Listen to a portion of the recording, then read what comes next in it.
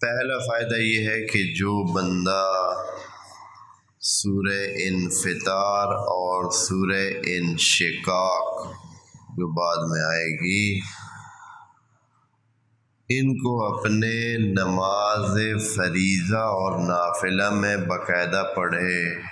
یعنی سورہ حمد کے بعد جو سورت پڑھنی چاہیے ہوتی ہے وہ سورہ انفطار پڑھے۔ اگر یہ بندہ اس طرح کر لے اور باقاعدگی سے یقیناً کچھ عرصہ پڑھتا رہے تو قیامت کے دن اس کو کسی واسطے کی ضرورت نہیں ہوگی، ڈائریکٹ خدا کی رحمت سے مستفید ہوگا، یعنی اس کو ڈائریکٹ خدا کے سامنے پیش ہونے کا موقع دیا جائے گا کہ خدا کریم سے خود رحمت کی استدعا کر سکے اور چاہ سکے۔ آپ جانتے ہیں کہ اکثر یوں ہوتا ہے جو مہم افراد ہوتے ہیں ان کے ساتھ ملاقات مشکل ہوتی ہے، اگر ملاقات ہو جائے تو فائدہ ہوتا ہے، ملاقات کا چانس مل جائے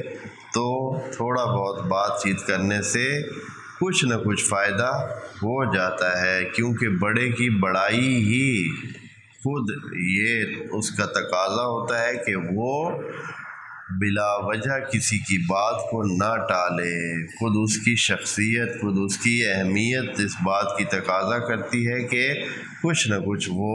اس ضمن میں ہیلپ کرے۔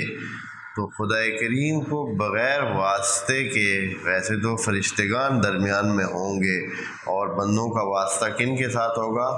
فرشتوں سے ہوگا، لیکن جو اس صورت کو اپنی نماز میں شامل کرے اس کو بلا واسطہ خدا کے رحمت کے سامنے پیش کیا جائے گا۔